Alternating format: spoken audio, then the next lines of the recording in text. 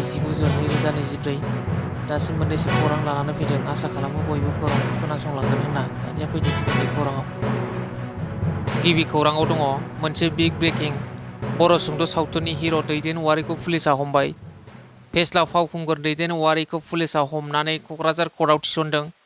थांनाय माखासे सान सिगां सासे हिन्जावसाखौ जिनाहारि खालामनायनि अजदआव दिलीप नार्जारिखौ पुलिसा हमखांबाय। नाथाय बे जाथायावनो लोब्बा थानाय गुबुन सासे हिर' दैदेन औवारिखौ पुलिसा हमनानै मैया कर्टआव थिसनबाय।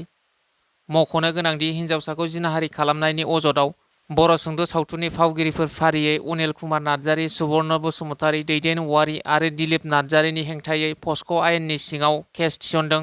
नखरनि अजद आरो केस थिसननायजों साब्रै फावगिरिफोरनि गेजेराव दासिम सानै दिलीप नार्जारि आरो दैदेन औवारिखौ हमनो हाबाय पुलिसा। नाथाय बे जाथायाव लोब्बा थानाय सानै फावगिरिफोर अनिल कुमार नार्जारि आरो सुबर्न बसुमतारिया गुबुन जायगायाव आनज्रायनानै दङ। दायो पुलिसा बिसोर सानैखौबो नागिरगासिनो दङ होनना मिथिनो मोन्दों। नैथि खौराङाव दङ पुलिसनि गोख्रों अपारेसन खालामनायनि गेजेरजों AK-56जों लोगोसे गोबां बिबांनि गुलि बोखांनो हायो।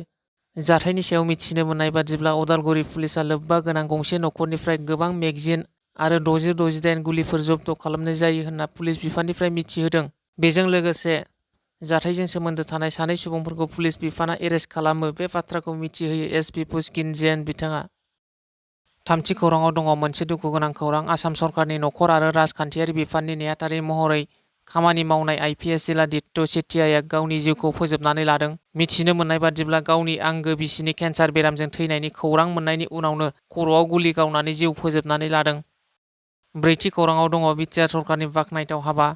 प्रमद बर'नि दैदेननाय बिटिआर सरकारा मोनब्रै जिल्लानि गेलेमु बिफाननि DSOफोरनो गंब्रै महिन्द्र बलेर' आरो CSDनो गंसे बलेर' निय' रानदों। बे गारि राननाय हाबाफारियाव बिटिआरनि गाहाय मावफुं सोद्रोमा प्रमद बर' आरो लेङाइ गाहाय मावफुं सोद्रोमा गबिन्द चन्द्र बसुमतारिया बाहागो लादों। आरो बेजों लोगोसेनो बिटिआरनि मावफुं सोद्रोमाफोर फारियै दावबायसा बर', उकिल मुसाहारि आरो धर्म नारायण दासआ बे हाबाफारियाव बाहागो लादों। बिटिआरनि मावफुं सोद्रोमा दावबायसा बर'आ हाबाफारियाव बाहागो लानानै खौरांगिरिनि सिगाङाव बुंदोंदि बिटिआरनि सिङाव गोबां लाइमोनफोरा गेलेनो सुबिदा मोन्दों आरो गोबां लाइमोनफोरानो एन्टि सशियेल एक्टिभिटिसनिफ्राय गोजान जानायखौ नुनो मोन्दों। बेनिखायनो गेलेमु बिथिङाव दायित्व लानानै खामानि मावनाय जादों होनना बिथाङा बुंदों।